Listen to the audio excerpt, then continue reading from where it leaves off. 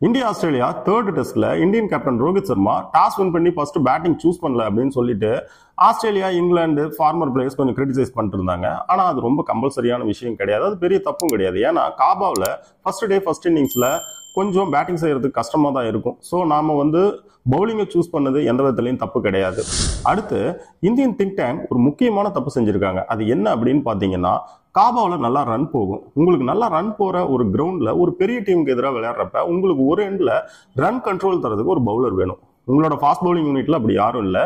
உங்களுடைய spin bowling யூனிட்ல இருந்தா யாரையாவது ஒருத்தர் எடுத்தாகணும். இந்த வேலைக்கு வாஷிங்டன் சுந்தர், ஜடேஜா இவங்க 2 பேர்த்த விட அஸ்வின் ரொம்ப கரெக்டா இருப்பாரு.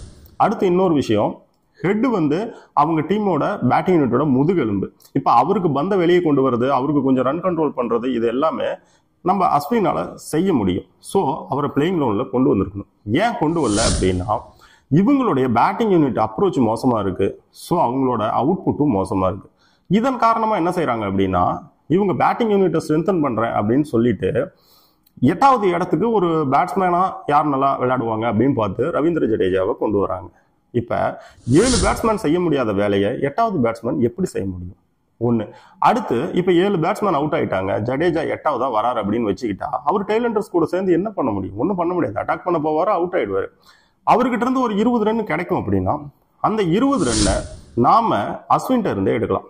அடுத்து அஸ்வினை உள்ள கொண்டு வரதுனால நமக்கு என்ன யூஸ் அப்படின்னு பாத்தீங்கன்னா, உங்க 4th சீமர் அதாவது நிதிஷ், அவரை நீங்க ரொம்ப சீக்கிரத்துல கொண்டு வரதோ இல்ல அதிகமா யூஸ் பண்ற தேவையோ இருக்காது, கொஞ்சம் பதுக்கிக்கலாம். இல்ல உங்களோட 2nd அல்லது 3rd சீமர் ஏதாவது அடி வாங்கினா கூட நீங்க அவங்களையும் பதுக்கலாம். இன்னொன்னு முக்கியம், பூம்ரா மாதிரியான ஒரு பிரைம் பவுலரை நீங்க என்ன செய்யலாம் அப்படின்னா, அங்கங்க ஒரு எண்ட்ல ரவிச்சந்திரன் அஸ்வினை தொடர்ச்சியா யூஸ் பண்ணிக்கிட்டு உங்க பிரைம் பவுலருக்கு நல்ல ரெஸ்ட் கொடுத்து ஒரு சின்ன ஸ்பெல்லுக்கு தேவைப்படுறப்ப ஒரு 2 ஓவர் ஸ்பெல்லு கூட கொண்டு வந்து ஃப்ரெஷ்ஷா யூஸ் பண்ணிக்க முடியும். ஸோ இந்த காபா டெஸ்ட்ல அஸ்வினை பிளேயிங் லெவனுக்குள்ள கொண்டு வரதுனால இவ்வளோ நன்மையான விஷயங்கள் இருக்கு. இன்னும் சொல்ல போனா இவங்க 60ல இருந்து ஒரு 90 ரன் எக்ஸ்ட்ராவே கொடுத்துட்டாங்க அந்த ஒரே நாள்ல. அந்த ஒரு நாள்ல அந்த எக்ஸ்ட்ரா கொடுத்த ரன் என்ன செஞ்சிருச்சுன்னா, நாள் மழையால வாஷ் அவுட் ஆனதை ஈக்குவல் பண்ணி விட்டுருச்சு. இப்ப எப்படின்னா 4 நாளுக்குள்ளேயும் இந்த டெஸ்ட் நடந்து முடிகிற நிலைமைக்கு தான் வந்திருக்கு. இது இந்தியாவும் மோசமான நிலைமையில இருக்கு. ஸோ ஒரே ஒரு தவறான முடிவு இவங்களுக்கு பல வகையில பிரச்சனையை உண்டு பண்ணியிருக்கு அப்படின்னு சொல்லலாம். நேற்று செகண்ட் டே மேட்ச் முடிஞ்ச பின்னாடி Indian bowling coach Morne Morkel press மீட்டுக்கு வந்திருந்தார். அவர் என்ன சொல்றாரு அப்படின்னா, ஹெட்டுக்கு எதிராக எங்ககிட்ட பிளான்ஸ் இருந்துச்சு, ஆனா எங்களோட பவுலர்ஸ் அதை சரியா எக்ஸிக்யூட் பண்ணல அப்படின்னு சொல்றாரு. அடுத்து அவர் என்ன சொல்றாருன்னா, 50வது ஓவர்ல இருந்து 80வது ஓவர் வரைக்கும், அதாவது பந்து நல்லா தேஞ்ச டைம்ல கரெக்டா நாங்க இருக்கணும், ஆனா நாங்க அந்த இடத்துல ரொம்ப சரியா செயல்படல, இன்னும் கொஞ்சம் நாங்க பெட்டரா இருந்திருக்கணும் அப்படின்னு சொல்றாரு. இது வரைக்கும் எல்லாமே ஓகே. அடுத்த ஒரு ஒன்று சொல்றாரு. என்ன சொல்றாரு அப்படின்னா, ஹெட் கண்டினியூவா அட்டாக் பண்ணி விளையாடினா நாங்க கொண்டு வந்த பிளான்லயே இருக்கணுமா, இல்ல நாங்க வேற பிளானுக்கு ஏதாவது மூவ் ஆகி போகணுமா அப்படிங்கிறத இன்னைக்கு நைட்டு இல்லைன்னா இன்னும் 2 நாள் கழிச்சு முடிவு பண்ணுவோங்கிறாரு. அதாவது செகண்ட் இன்னிங்ஸ் மறுபடியும் ஆஸ்திரேலியா பேட்டிங் வர்றதுக்குள்ள முடிவு பண்ணுவோம் அப்படிங்கிறாரு. நீங்க உங்ககிட்ட இருந்து ஒரு இண்டிவிஜுவல் பிளேயர் 2 ICC டிராஃபியை எடுத்துட்டு போயிருக்காரு. முக்கியமான மேட்ச்ல எல்லாம் உங்களுக்கு பெரிய தலைவலியை கொடுக்குறாரு. அப்படிப்பட்ட ஒரு பிளேயரு தொடர்ந்து அட்டாக் பண்ணா நீங்க கொண்டு வந்த பிளான்லயே இருக்கணுமா, இல்ல வேற பிளானுக்கு போகணுமா அப்படிங்கிறத இதுக்கு மேலதான் நீங்க முடிவு செய்வீங்க அப்படின்னா இது ரொம்ப கேட்கறதுக்கே கஷ்டமான விஷயமா இருக்குது. இது ஸ்போர்ட்ஸ்.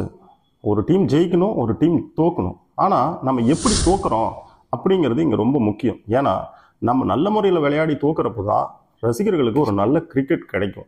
நீங்க இதுக்கே இன்னும் பிளானை கொண்டு வரலன்னா ஆஸ்திரேலியாவில் போய் உட்காந்துக்கிட்டு ஆஸ்திரேலியாவுக்கு எதிராக ஜெயிக்கிச்சு, சீரியஸையும் அடிச்சு WTC ஃபைனலும் போறது அப்படிங்கிறது நடக்காத காரியம். இந்தியன் பேட்டிங் யூனிட்டோட அப்ரோச் எப்படி இருக்குதுன்னா, எங்களுக்கு லைனை பத்தி எந்த கவலையும் கிடையாது, லென்த் மேல இருந்துச்சுன்னா நாங்க என்ன சுச்சுவேஷன்ல வேணாலும் ஷாட்டுக்கு போவோம் அப்படிங்கிற மாதிரி தான் இருக்கு. ஜெய்ஸ்வாலுக்கு கொஞ்சம் லென்த் மேல இருந்துச்சு, அவரு ஷார்ட் மிட் விக்கெட்ல ஒரு ஃபீல்டர் இருந்தாரு, அதை பத்தி எந்த கவலையும் படல. நேரா ஃபுல் ஃப்ளோயிங்ல ஒரு ஷாட்டுக்கு போறாரு, அதுவும் ஃபர்ஸ்ட் ஓவர் 2nd பால் போறாரு. இதுல ஒரு முக்கியமான விஷயம், அந்த பால் நம்ம எதிர்பார்க்கறத விட வேகமாகவும் வரல, ஸ்லோவாகவும் வரல.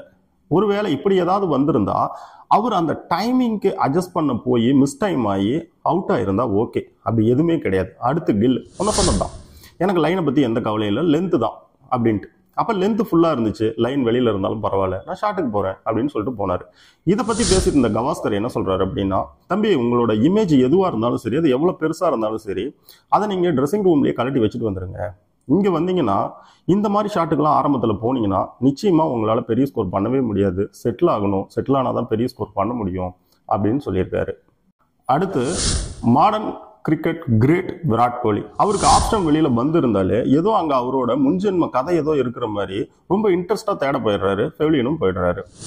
கரெக்டாக 3வது டெஸ்ட்டுக்கு முன்னாடி நெட்ஸில் விராட் கோலி ஆஃப் ஸ்டம்புக்கு வெளியே இருக்கிற பந்து எல்லாமே லீவ் பண்ணி விளையாடுறாரு, கட் அண்ட் புல் ஷாட் விளையாடுறாரு அப்படிங்கிற மாதிரி நியூஸ் எல்லாம் வந்துச்சு. சரி, ஏதோ கிங் வந்து புதுசாக குக் பண்ணிருக்காரு, கொண்டு வந்து செமையாக ஒன்று ப்ரெசென்ட் பண்ண போறாரு.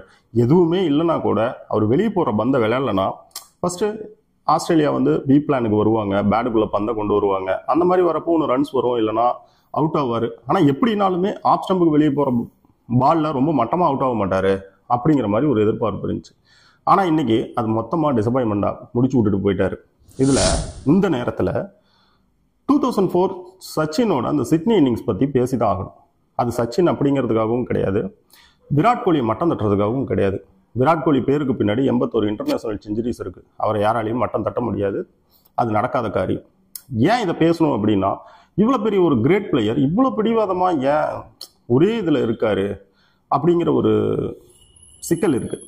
இப்போ சச்சின் அந்த இன்னிங்ஸை நம்ம பேசுகிறப்ப சச்சின் ஈகோவே இல்லாமல் டக்குன்னு அதுக்குள்ளே வந்தார், அதை பண்ணார், ஆஃப் ஸ்டம்புக்கு வெளியே போகிற பாலை விளையாடல, கவர் டிரைவ் விளையாடல அப்படிங்கிற மாதிரி சொல்லுவாங்க. ஆனால் அதுக்குள்ளேயே ஒரு ஈகோ இருந்துச்சு. என்ன மாதிரி ஈகோனா, நான் தான் இந்த இந்தியன் பேட்டிங் யூனிட்டை லீட் பண்ணக்கூடியவன், என் பேர் சச்சின், நான் ரன் அடிக்கவே முடியல, ஆனால் டிராவிட் லக்ஷ்மணன் ரன் அடிச்சிட்டு இருக்காங்க.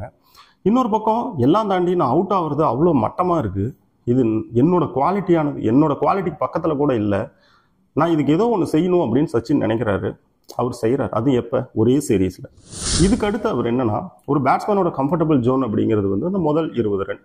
அந்த முதல் 20 ரன்னுக்குள்ளே வராரு, வந்த பின்னாடியும் போகல, 50 அடிக்கிறாரு, ஆஃப் ஸ்டம்புக்கு வெளியில் போகிற பாலை மறுபடியும் எதுவும் பண்ணல, செஞ்சுரி அடிச்சிடாரு, பண்ணல, 150 அடிக்கிறாரு, அப்பயும் பண்ணல, ஒரு 170க்கு மேலே தான் ஏதோ கவர் டிரைவுக்கு அந்த பக்கம் அவுட் சைட் ஆஃப் ஸ்டம்ப் வர பந்தெல்லாம் விளையாடி இருக்காரு. இது ஒரு கடுமையான தமம் மாதிரி. ஏன் சச்சின் மாதிரி ஒரு பேட்ஸ்மேன், அவர் யாரும் எதுவும் சொல்லவே போகிறதில்ல டீமுக்குள்ளே இருந்து, பிசிசிஐல இருந்து, இருந்தாலும் ஏன் செய்யணும் அப்படிங்கிறப்ப பார்த்தீங்கன்னா, டெஸ்ட் கிரிக்கெட் அப்படிங்கிறது ஸ்கில் சார்ந்தது மட்டுமே, அதாவது கிரிக்கெட் ஸ்கில் சார்ந்தது மட்டுமே கிடையாது. நீங்கள் ஃபிசிக்கலாக எவ்வளோ ஸ்ட்ராங்காக இருக்குன்றது முக்கியமோ, அதே மாதிரி மென்டலாக எவ்வளோ ஸ்ட்ராங்காக இருக்குன்றதையும் முக்கியம். இது எல்லாத்தையும் டெஸ்ட் பண்ணுறது தான் டெஸ்ட் கிரிக்கெட்.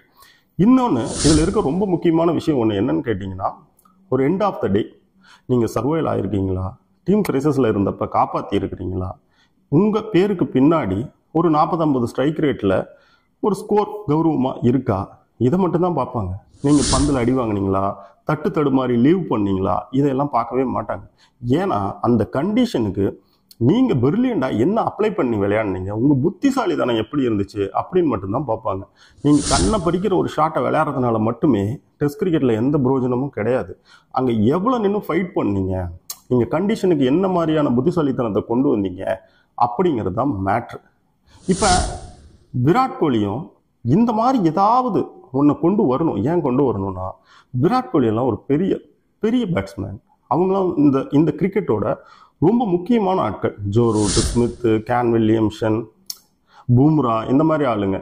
ஏன்னா இவங்களோட ஸ்கில் மட்டும் இல்லாமல் இவங்க கொடுக்குற பிரில்லியன்ஸ், இவங்களுடைய அந்த கேரக்டர், இது எல்லாம் சேர்ந்து தான் கிரிக்கெட்டை ரொம்ப இன்ட்ரெஸ்டிங்காக மாற்றுது.